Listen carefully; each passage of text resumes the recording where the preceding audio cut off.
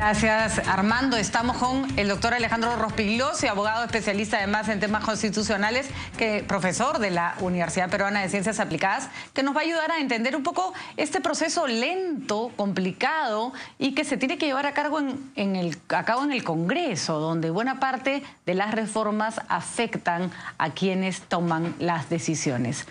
¿Qué tal? ¿Cómo estás, Alejandro? Gracias por estar con nosotros. Bueno, se ha avanzado algo, pero creo que hay una suerte de consenso sobre que no solo no es lo suficiente lo que se ha aprobado, sino que si aprobamos 3 o 4 cositas, no se logra una reforma que en realidad tiene que cambiar un sistema bastante más complejo. Así es, pero hay que saludar que es un pequeño gran paso. Por ejemplo, el de la reforma constitucional. Haber logrado obtener más de 87 votos para esta reforma es importante. Años atrás se quiso poner en la agenda y se quiso debatir, pero no se logró. Haber logrado que las bancadas, que son tan dispersas, 9 bancadas de 130 congresistas, se hayan puesto de acuerdo 93 para aprobar esta reforma constitucional, es un pequeño gran paso, como decía. ¿Qué implica? Los presidentes regionales, los alcaldes, ¿pueden ser reelectos? Sí, pero tendrán que esperar un periodo, descansar un periodo y luego volver. La reelección inmediata no va.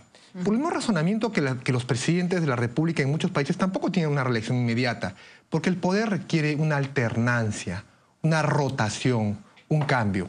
Ahora, eso tiene sentido, y de hecho no es una mala medida, si es que los partidos tienen cuadros para ofrecer y por lo tanto la alternancia se puede dar entre personas preparadas. A mí lo que me preocupa y lo que creo que preocupa a muchas personas es, ya, alternamos y después ¿quién viene? No hay nadie preparado para asumir un cargo y entonces empiezan a presentar improvisados, ¿no es cierto? Pero esta reforma va a obligar a los partidos políticos a que tengan que buscar nuevos cambios, a refrescar sus cuadros técnicos.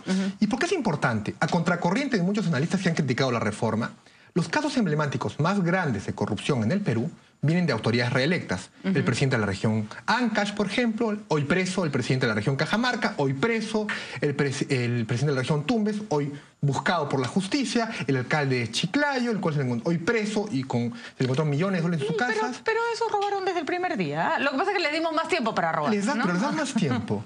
Invitando a la reelección, les quitaría quizás ese tiempo. O sería interesante que una vez terminado su periodo hubiera una capacidad de fiscalización y sanción que por más que se presentara a una reelección, no fuera elegido, ¿no? Así es. Pero además es importante porque del 100% del presupuesto general de la República, la mayor parte del porcentaje ya no lo tiene el gobierno central, lo tienen los gobiernos municipales y los gobiernos regionales. Entonces había que acometer y hacer algo para ello. De acuerdo.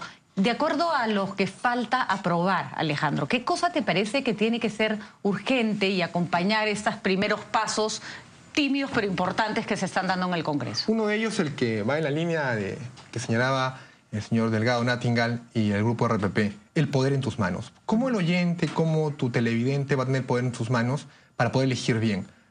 Reduciendo asimetrías de información, conociendo mejor a sus candidatos. Y una de ellas, por ejemplo, es la de que en la hoja de vida que presentan los candidatos estén más datos de los muy pocos que hoy tenemos. Por ejemplo, su declaración de bienes patrimoniales, las deudas que tienen, las sentencias, y el elector pueda conocer un poco más a ese candidato y los medios de comunicación denunciarlo también.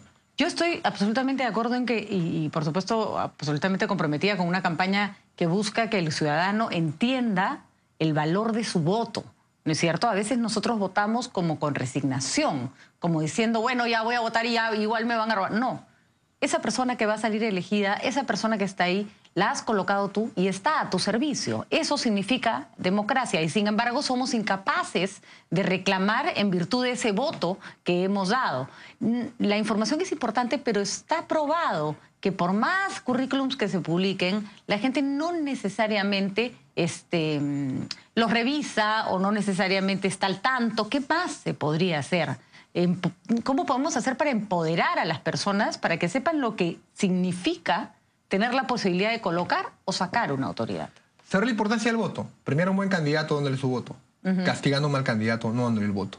Pero es que elegir no es fácil. Los peores gobiernos en el mundo, por ejemplo, Mussolini en Italia o Hitler en Alemania, vienen de voto popular.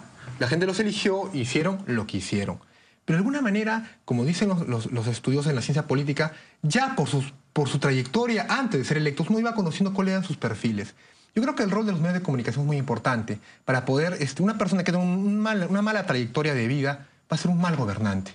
Entonces, de alguna manera, fortalecer la hoja de vida en que uno conozca mejor al candidato ayuda a prevenir al elector de alguna manera. Y también demostrarle a las personas que no se trata, que no las critico, pero no se trata de bloquear carreteras o hacer marchas. A veces en la vida cotidiana, nuestro derecho a reclamar.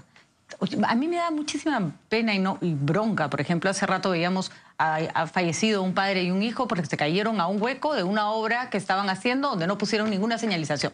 Y sale la madre de familia a decir, quiero que me ayuden porque no tengo ni para enterrar. Y yo decía, ¿ayuda? Eso en otros países le costaría a esa empresa millones de dólares, ¿no? Esa parte es la que no entendemos, que somos ciudadanos con derecho a reclamar, y con mucho más razón a reclamar a nuestras autoridades, ¿no? ¿O dónde están las autoridades que no fiscalizaron esos huecos, esos... No, en otro país le caería a la empresa, le caería a la municipalidad, le caería a todo el mundo una demanda enorme, ¿no es cierto? Eso es fortalecer democracia. Y creo que en esa línea tenemos que ir. Otro tema muy importante, que en el Perú los derechos fundamentales a veces son entendidos de manera totalmente absoluta. Y no, todo derecho fundamental tiene límites, como el derecho a la presunción de inocencia. Es inaceptable que en el Perú un alcalde comete corrupción, es procesado, sentenciado en primera instancia, pero sigue postulando y postulando. ¿Por qué? Porque, bueno, tenemos presunción de inocencia. Hasta que no termine su juicio de 10 años, el señor va a seguir postulando. Y eso es algo inaceptable. Los el principio de presunción de inocencia se debería perder con la primera sentencia, ¿no? O sea, porque no es mantequilla tampoco, es ¿no? Insólito que en el Perú personas con mandato de detención postulen, ganen y sigan detenidas. O sea, es algo insólito. Si en cualquier país civilizado basta que haya presunción, esté una persona detenida, ya no puedes postular. Claro. Entonces, en Perú son cosas insólitas que creo que este es el momento de acometer esas reformas. Muy bien, Alejandro. Ojalá que la gente entienda lo que significa tener el poder en tus manos, no solo para votar, sino para reclamar, para hacer valer los derechos, ¿no es cierto? Sin violencia, ¿no? Usando las vías regulares, pero para eso también hay que fortalecer las instituciones. Sin violencia, pero con firmeza. Así es. Muchísimas gracias por estar con nosotros. Nosotros le damos pase a Armando para mucho más información aquí en RPP.